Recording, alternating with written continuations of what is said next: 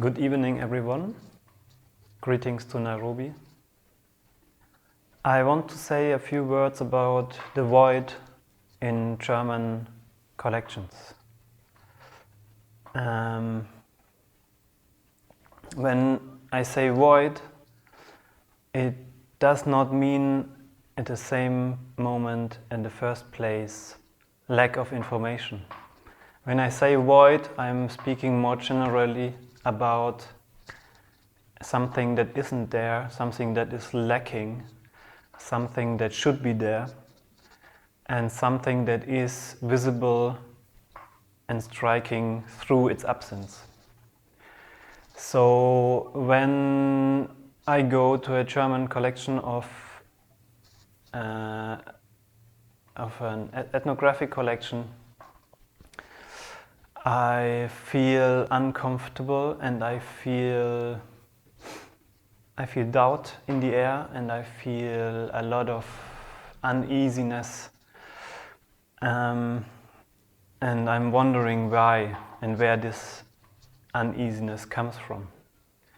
I think it has a lot to do with the fact that many of these objects arrived in Europe in very doubtful circumstances.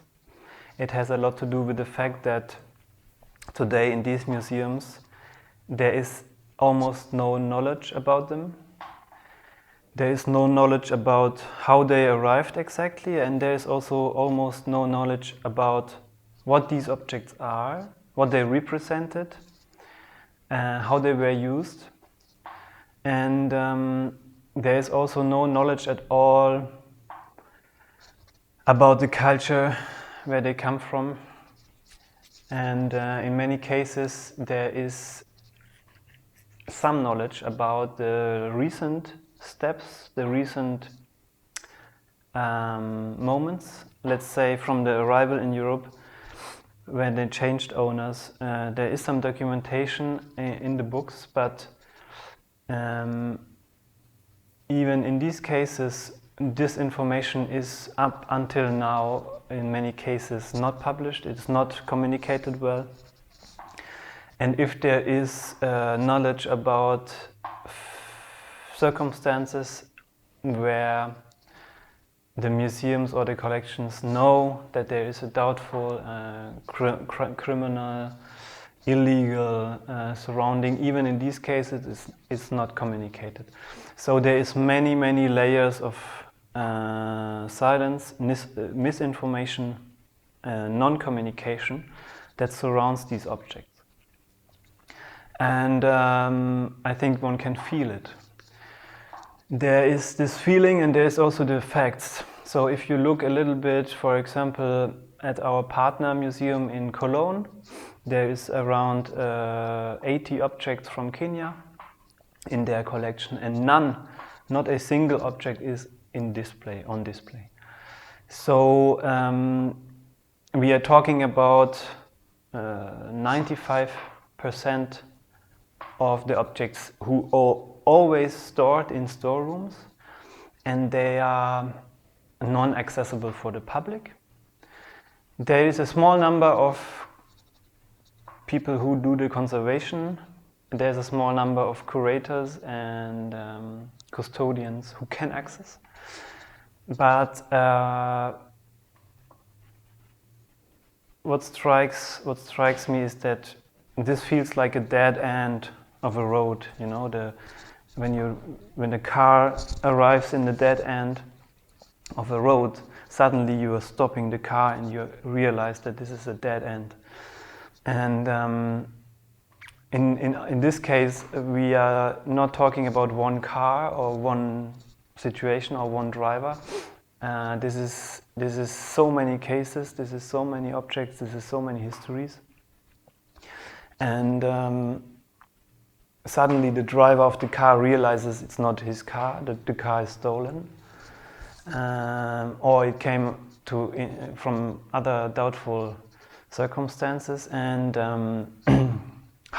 what to do now, how to react, how to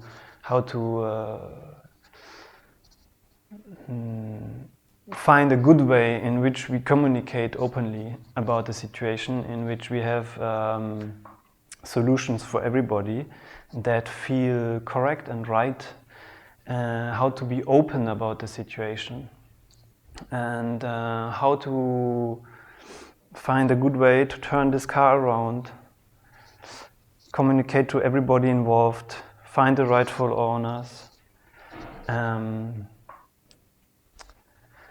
And then, of course, there's many questions that follow how to bring back the car to the rightful owner, how to communicate once it's back.